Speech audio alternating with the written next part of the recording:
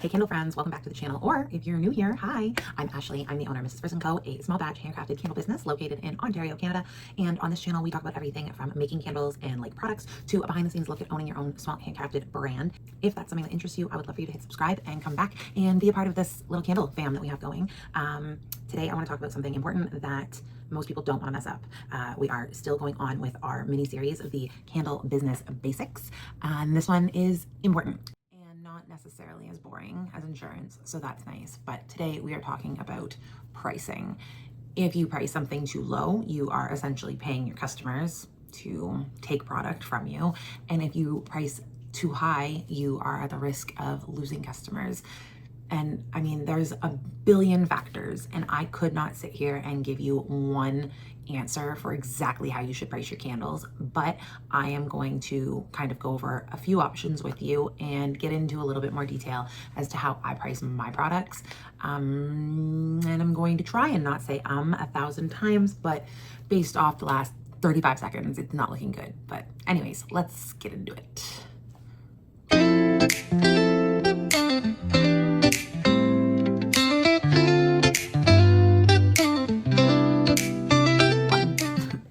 Step one, what are your cost of goods? Now, this is where I recommend having a wicked tracking spreadsheet for literally everything you purchase for your business.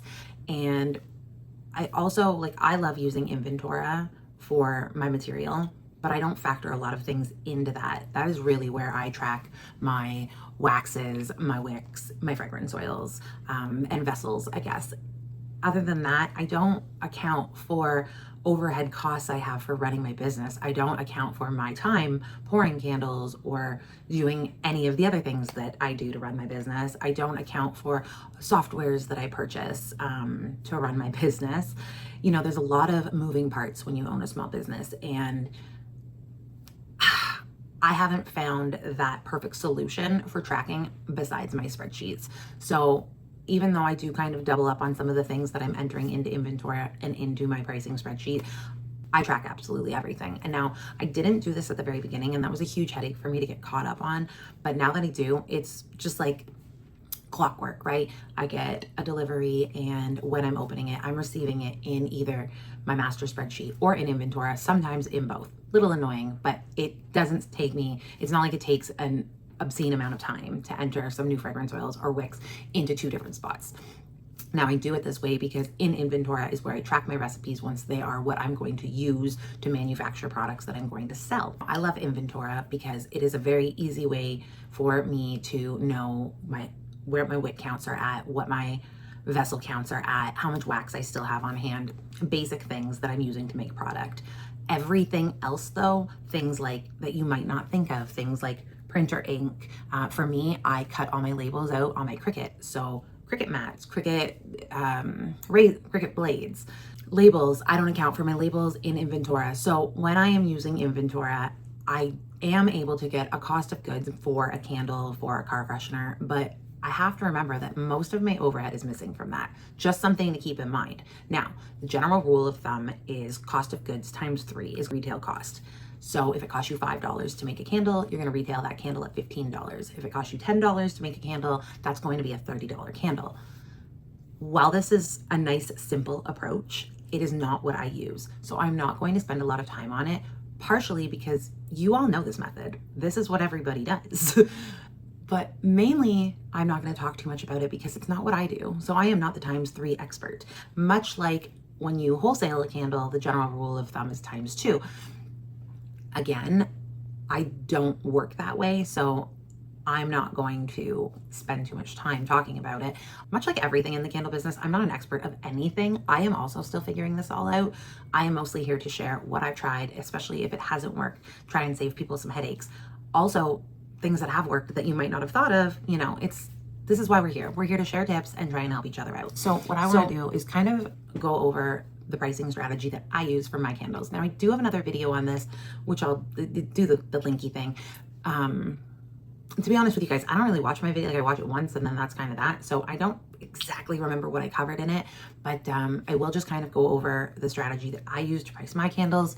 And what I do is kind of work backwards. I set my margins. So for me, my overall pricing strategy is that I need to make roughly 70 to 85% profit margin. That's my sweet spot. It covers all my costs. It allows me to reinvest in my business, and it keeps my prices fair for the market that I am after. Not every product hits that, obviously. So some of them cost me a little bit more to make. And maybe I'm also not at that spot where I'm able to fly. Maybe I'm also not at that spot where I am able to order 10,000 of something at one time. So when eventually, hopefully, I get there, my cost will come down a little bit, but I don't want to be changing my cost for my customers all the time. That's not something that is on my radar. I have price signs now, and you know what? I like them, and I don't want to have to keep making them. So I would like to kind of stay where I'm at, and it allows me to price my products in a way where my ideal customers are able to afford them. I know that there is absolutely a place for luxury candles. I'm not there, but I'm also not, a Walmart candle. So for me to price candles over $30, it's not going to be a hit for my target audience, and that's fine. Not every product that I have is clearing an 85% profit margin. But what I do is I balance it all out across my products. So I might have some that actually are making more of like a 65, 68% margin, but then I have others that are making 80, 85. So it does all balance out. And at the end of the year, when I look at all my costing, I'm looking at it as a whole. Definitely if there's certain products where I'm starting to not make what I want to be making, that's a discussion for that time. And then maybe you've got to change some things up. But what I also need to account for is my overhead. So like I mentioned earlier about things that you might not think of for your business, maybe you bought a new computer monitor, maybe you use your Cricut for labels and you need to account for things like cutting mats and blades. Maybe you need to account for ink. My overheads also include things like warning labels in general, because I do not include the cost of one label for each candle, especially because there's often a lot of loss in some of these products where I could use 10 sheets of label paper and my printer has gone wonky, and now I'm throwing out 10 sheets of printer paper. So to be able to account for losses as well, I need to literally track everything. I will track my entire overhead for a year, figure out what that cost is, figure out what that percentage point to be broken up amongst my products needs to be to essentially make sure I'm covering it. So my overhead burden falls around 4%. That's a pretty safe number for me. And that includes all those little things, right? Those little labels, those instruction cards, packaging, my bags for in-person sales, packing paper for when I'm shipping products out. It accounts for all of that. And then I am able to kind of divide that up over the year. Now, I am not like an accountant by any means. I just know that this has been working for me. And as you grow, your burden's obviously going to get greater. And that's why it needs to be revisited every year to kind of see where you're sitting and how much you need to be making to make up for that. I make sure to include a little bit of overhead cost in my candle pricing for all the things, all the nuanced things that you don't necessarily track into the cost of each individual candle. For example, my Canva subscription, Photoshop. If I buy a new monitor, if I buy a new printer, whatever, all these things, warning labels, label paper, obviously, for my labels, because I do print my own. These are all things that I keep track of over the year and figure out what the overall percentage of that is relevant to my costs, so that I can say like, okay, of the profit that I made last year, and I'm always working off of last year's numbers. So I don't know if that's the right way to do it. Listen, I'm always working off of last year's numbers because that's the data that I have. I don't know that any of this is the right way to be doing it, right? I'm learning as I go too. But what I do know is that so far, pricing this way has really worked for me. I found when I was trying to use the cost of goods times 3, I was missing things and I wasn't making what I make now. And I have no problems selling my products because before I actually go into production with something, I'm already pricing it to where it's going to be something that my market is going to be interested in. And it's not going to be something that they find crazy expensive or crazy inexpensive, because my target audience isn't after crazy cheap things either, right? The way that I price candles means that I'm not nickel and diming over the cost of producing each single product, but it does mean that in the grand scheme of things, I am capturing the cost of everything. So at the end of the year, I'm able to see a true value of how much money I've made or haven't made. You know, that's always a possibility. But right now, but currently, and it's the end of September, and currently my profit margin for the year is sitting at, I think it was 78%, as of about 2 weeks ago when I looked at, you know, everything for this year. So that's a pretty considerable margin. Like, that's a pretty healthy margin, I think, for a small business. And again, I'm not an accountant, I'm not an expert. I'm just telling you guys what I've done and what I'm learning. But I would think that 78% is pretty decent, especially considering, no, not considering anything. I just think it's decent.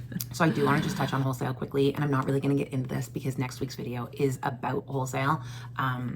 But I do want to stress that if you are somebody that is using the cost of good times 3, if you're doing wholesale, then usually the formula you would use would be cost of goods times 2.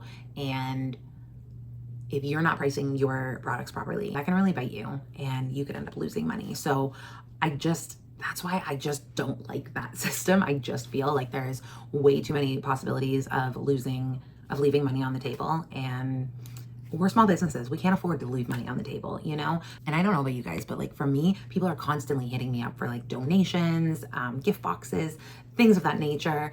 And while I love to be able to contribute to different causes, different local events, we do at my farmer's market, we do a a box every week that somebody can win. So each vendor donates something. And like, while I love participating in all of this, even just giving away a lot of product can add up, right? So these are things that we need to be accounting for throughout the year so that we can afford to do stuff like my 10-ounce 2-wick candles. These I sell these for $25 at farmers markets. I think on my website, maybe they're $28.50. And that's another thing. Like, I jack my prices a little bit on my website, mostly because it's a website and it has operating fees, much like what Costco does. If you order from Costco online, I always try and offer a bit of a discount, obviously, to in-person markets, also because those are my core customers. And I don't offer them discount codes, you know. On my website, you can get a discount code. Things are going to vary, but on average, this candle is anywhere between $25 to $29, say. Now, I see people sell these for $35, and they could very well be, you know, offloading tons of them. I don't see many under $25. So you need to know your market as well. You can definitely price your products higher if you're in retail stores where your products are packaged. When I sell my candles at a market, this comes unpackaged. If you buy it on my website, it will come in a nice box. So these are also things to take into account when you are pricing things. This is why in a market, I charge $25 for this candle. If I ship it to you via website, it's $28.50. And again, there's packaging that is involved. And those are some little tweaks that I'm able to kind of account for at time of sale. Whereas other things, like I was saying, like ink and your hydro, you know, your melting pots, everything that you're buying for your business, you need to account for it somehow. You do not want to sell a bunch of candles and you're just counting the basic cost of goods. And then at the end of the year, you sit down and look and you are out, you know, hundreds, thousands, depending on how much you sold. That's the absolute worst feeling in the world. Okay. And I know, because my first year, I thought that I was up a whole bunch, and then it turned out I was up a tiny bit because I had overlooked lots of things because I didn't track things accordingly. A couple little notes that I want to make, because I know pricing can be intimidating and it can be scary, especially when you sit down and look and you're like, oh my God, I'm going to charge how much for this small candle? Please remind yourself that you are not pricing against Amazon or Walmart or Dollarama, okay? We create handcrafted goods. They are cleaner burning. They are hand poured, you know? They're made with quality ingredients. They're small batches. They're locally made. They deserve a higher price point, and you should never feel bad for that, okay? You are not going to have a sustainable business if you are underpricing because you feel like you're pricing yourself out of the market looking at what these big retailers can sell for, okay? So basically, if you undervalue your candles, you're gonna burn out real fast. Pun intended. You get it? Burn out real fast. Okay, so guys, that was like a really rambly video about how you need to make sure when you are pricing your candles, you are accounting for every little thing in some way, okay? So if you love the ×3 method, then I want you to run with that. And I want you to just make me a promise that you are going to track the cost of everything so that at the end of your year, you can confirm that the 3 times method made you money. Okay. And I'm honestly really interested to know, like, I always wonder what other people's cost of goods are. How much does it cost for you to make a candle? You don't, this fly. I don't know. I don't know if her best friend can live here anymore. Like, it has this whole house to be flying around, and it's just always flying around the person that is nearby. Sorry. So I would love to know, what are your costs of goods? Because I'm always curious, like, if you're into the ×3 method, is that working for you? Like, what do your margins look like? I could definitely share my spreadsheet. I don't honestly know how to do that, but I will look into it because I think that might be a helpful resource for some people. So let me figure that out. They probably won't be attached to this video tomorrow when this goes live, but I will figure it out and I will somehow advise you guys, maybe by next week. But I would love to know, like, what are your costs of goods? How much does it cost for you to make your best-selling candle? And this is going to vary across the board because I know everybody's going to have different sizes and every candle is going to look so different. But I'm curious. I want to look now. Hold on. So this candle, which is just your basic 10 ounce 2 wick, this candle cost me, hold on. So this candle cost me $6.18 to make. So that's not bad. So I'm making around 80% profit margin on these candles. Now, not every candle I make has the same profit margin because all my oils and everything are different prices. But I mean, that's this guy. Anyways, I'd love to know in the comments below what your cost of goods look like for your best-selling candle. How much are we looking at to make a candle these days? I'm also curious because I know that we're, like, not all in Ontario. So maybe are you guys making these for like $3? Like, oh, and that's Canadian funds. I also work in Canadian funds. I don't know what that would be in American. Anyways, let me know. Let me know in the comments below. I'm all over the place today. I hope you guys got a little bit of info out of this and have a better idea of how to move forward with your pricing, especially if you're brand new, because I know that it is one of the scariest things to do once you have perfected your candles. If you have any questions or if you have any tips for anybody else in our community about your pricing structure, I would love to know in the comments below. And I will see you guys next week when we talk about wholesale. Bye, candle friends.